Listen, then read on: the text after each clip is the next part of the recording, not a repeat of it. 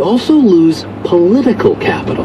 Right. When interest rates go down and some other technical stuff happens, the amount of money the Fed sends to Washington is inevitably going to decline, and Washington being what it is, the ruling ethos is, what have you done for me lately?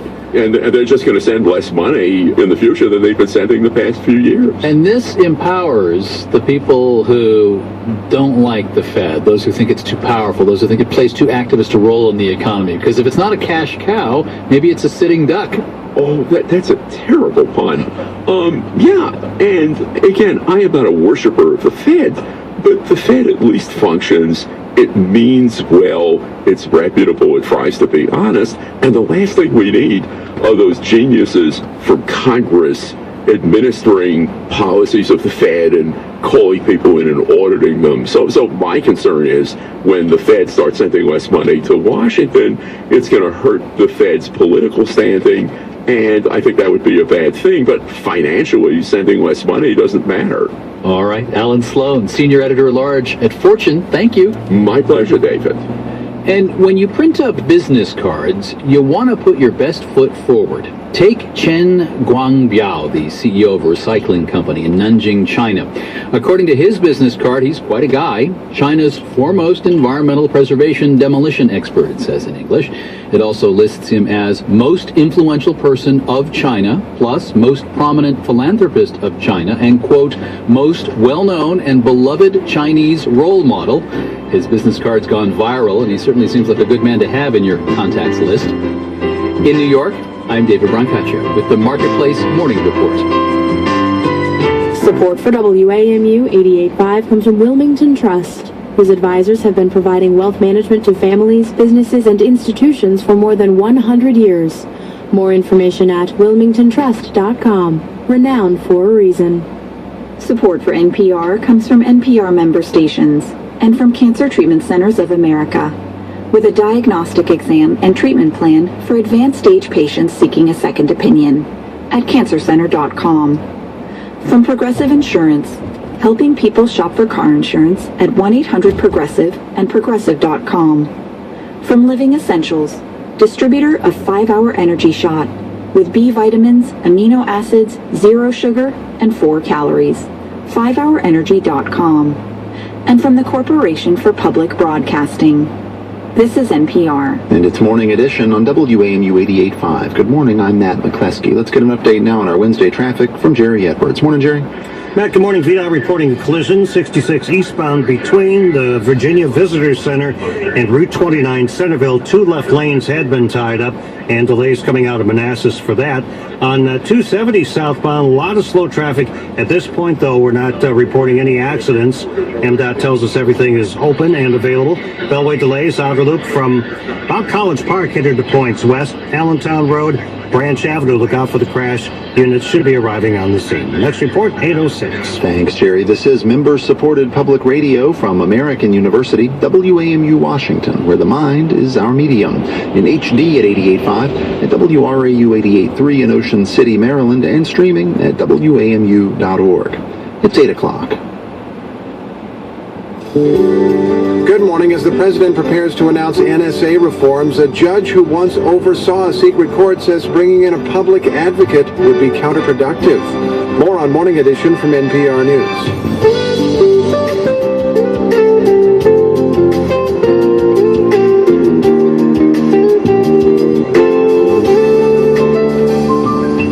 Coming up, we'll hear from a journalist who received documents from Edward Snowden. He says the NSA may have more secret programs than we know. I'm Steve Inskeep. And I'm Renee Montagne. Today, lawmakers vote on a 1,500-page budget deal that they got their hands on Monday night. The Supreme Court hears arguments about free speech near abortion clinics. Nina Totenberg visits a Boston clinic where protesters must stay at least 35 feet away. And on this Wednesday, January 15th, New Orleans quarterback Drew Brees turns 35. The news is next. From NPR News in Washington, I'm Corva Coleman. The Senate is still unable to reach a compromise on a plan extending unemployment benefits to more Americans who've been out of work for months. Senate Majority Leader Harry Reid appealed to his colleagues. We need to remember the urgency of this matter. We have lots and lots of people who are desperate for help. Weeks of talks have produced no agreement on extending benefits to more than 1.3 million Americans who started exhausting them last month. Top Senate Republican Mitch McConnell charged Reid wasted time on the issue because the latest offer, restricting amendments, is out of the question. Here we are, a week later, with no amendment, and honestly ridiculous offer that he knows we couldn't possibly accept. The White House says it will continue to work with both sides to resolve the matter. Top UN aid officials are urging donors to do more to help the people of Syria, where they say siege and starvation have become weapons of war. NPR's Michelle Kellerman reports the U.S. is upping its pledges. Secretary of State John Kerry says the U.S. will give another $380 million to help meet the growing needs of Syrians. That brings the total of the U.S. aid commitment so far to $1.7 billion. We are under no illusion that our job or any of our jobs here are to just write a check. He told the donors conference organized by the Emir of Kuwait that the world can't keep coming back year after year to pledge more money. He says there must be a political solution and Syria must stop blocking aid convoys and starving its people. Michelle Kellerman, NPR News, Kuwait City. The commission appointed by President Obama to suggest changes in NSA surveillance programs is defending recommendations in the face of some criticism. Commission members yesterday told the Senate Judiciary Committee the public interest would be served by having a privacy advocate participate in surveillance court proceedings. NPR's Tom Jelton says that recommendation's been challenged by a former surveillance court judge. The appearance on Capitol Hill was the commission members' first public defense of their findings. They called for the NSA programs to be continued, but under new arrangements. Two of their recommendations, however, were criticized by Judge John Bates, formerly the chief judge overseeing the surveillance. In a letter to the Senate Intelligence Committee, Judge Bates said it would be impractical to have a privacy advocate at the surveillance court or to have the NSA seek a court order each time it wanted to search the telephone records that it collects. In their testimony, the commission members vigorously defended their recommendations. President Obama will announce his own NSA reform plans on Friday. Tom Jelton, NPR News, Washington. Stock markets in Asia were mostly higher today following yesterday's big gains on Wall Street. Japan's Nikkei index shot up 2.5%. Markets in Hong Kong and South Korea were also higher. This is NPR. The Supreme Court will hear arguments today involving buffer zones around clinics that perform abortions. The case is from Massachusetts, where the law requires a 35-foot buffer zone outside the clinics. Anti-abortion activists frequently stand at the boundary, urging women seeking abortions not to proceed. They argue the buffer zones interfere with their free speech rights. Supporters of the zones say they're much smaller than those used by states to protect funerals and polling stations. Faucets are running clean water in about half the households and businesses affected by last week's chemical spill in West Virginia. NPR's Hansi Lo Wong reports more residents around the capital, Charleston, are slowly returning to normal. Barber student Alvin Swoop is back to business now that safe tap water is flowing at the Charleston School of Beauty Culture. The tap water ban has also been lifted in Swoop's neighborhood in South Charleston. Oh man, it was awesome to be able to shower again this morning, to take a thorough shower and make sure everything's clean properly, and I miss the water. Still, students in and around Charleston are missing school for another day. Public schools in 4 counties remain closed, while many restaurants and other small businesses where the tap water ban has been lifted have reopened their doors. Hansi Lo Wong, NPR News, Charleston, West Virginia. This is the second day of Egypt's election on a draft constitution. It's the first national vote since the military overthrew Egyptian President Mohamed Morsi last July.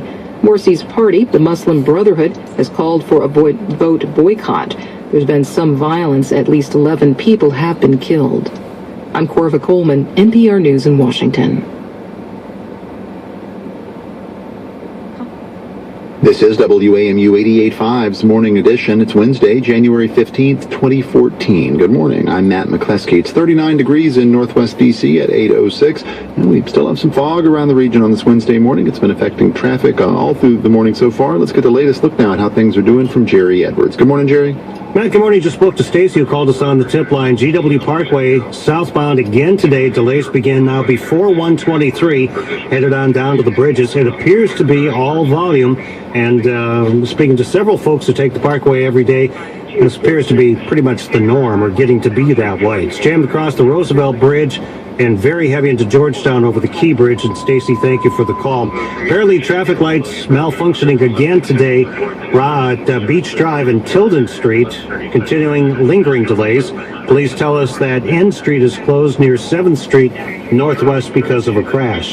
So the Interstate 66 eastbound in Centerville had a crash with a couple of lanes closed. And back to the district, Kenilworth Avenue southbound approaching East Capitol Street had a crash with only one lane getting by. Matt? Thanks, Jerry. And just ahead, we'll get a look at the day's forecast. First in the news, D.C. Council member Tommy Wells is proposing fines of $25 and $100 for possessing or smoking marijuana in a bid to decriminalize small amounts of pot in the city. District reporter Patrick Madden has details. Wells has scheduled a hearing today on a bill to eliminate criminal penalties for possession of 1 ounce or less of marijuana. Instead, those found with marijuana would face civil fines and seizures of the drug. Wells is proposing a fine of $25 for possessing marijuana and $100 for smoking it. Currently, under D.C. law, possession of any amount of marijuana is a misdemeanor offense that carries a penalty of up to 6 months in jail and a fine of up to $1,000. Wells says the racial disparities in arrests for small amounts of marijuana demand reforms in the criminal justice system. In the district, I'm Patrick Madden. Officials in Maryland's Montgomery County are not getting the answer they want from a property owner in Bethesda being asked to tear down an office building for the Purple Line light rail project. Transportation reporter Martin DeCaro has more. The American Society of Health System Pharmacists owns and occupies the Apex building in downtown Bethesda. Both the Maryland Transit Administration and the Montgomery County Council want the pharmacists to agree to demolish their building so the nicest possible station, a multimodal transit hub, can be built underground for the Purple Line, then rebuild their office on top. But at a public hearing before the county council, the group's chief operating officer, David Whitmer, was asked if they will tear their office down, and he was non-committal. We can't just say today we're going to demolish the building. Among Whitmer's concerns, whether enough parking for his clients could be built underground along with the expanded Purple Line station. That could greatly limit the commercial redevelopment interest and limit who could potentially bid on and seek to purchase the property, which would limit the ability to adequately market the property. State transportation officials and the county want an answer from the pharmacists soon, as Purple Line construction is expected to begin next year, even though the federal government has yet to decide if the project will be funded. Why give up our building, the group is thinking, if there's a chance the Purple Line will not be built anytime soon. I'm Martin DeCaro.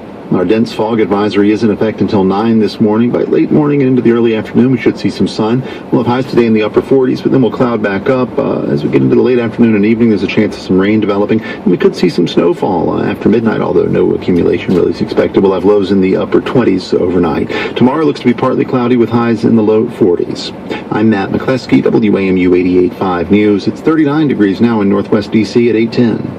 Support for WAMU 88.5 comes from University of Maryland University College, offering bachelor's and master's degrees for today's in-demand careers.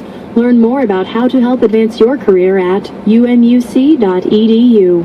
And from Morocco, where people of all faiths are committed to finding common ground and uncommon solutions for advancing tolerance, respect, and coexistence. More at moroccoonthemove.com. It's Morning Edition from NPR News. I'm Steve Inskeep. And I'm Renee Montagne. The National Security Agency faces pressure to reform. Congress is starting to consider what to do about an agency that still operates in great secrecy, but has seen many of its operations exposed. In a moment, we'll ask how much more we don't know. We start with lawmakers listening to a presidential commission pushing for change after the disclosures by former NSA contractor Edward Snowden. NPR's Carrie Johnson reports. Senate Judiciary Committee Chairman Patrick Leahy, a Vermont Democrat, kicked off the hearing with this question. Were the programs exposed by NSA leaker Edward Snowden really worth the backlash? The most critical factor to decide whether to conduct any particular intelligence activity is an assessment of its value. For one such program, known in shorthand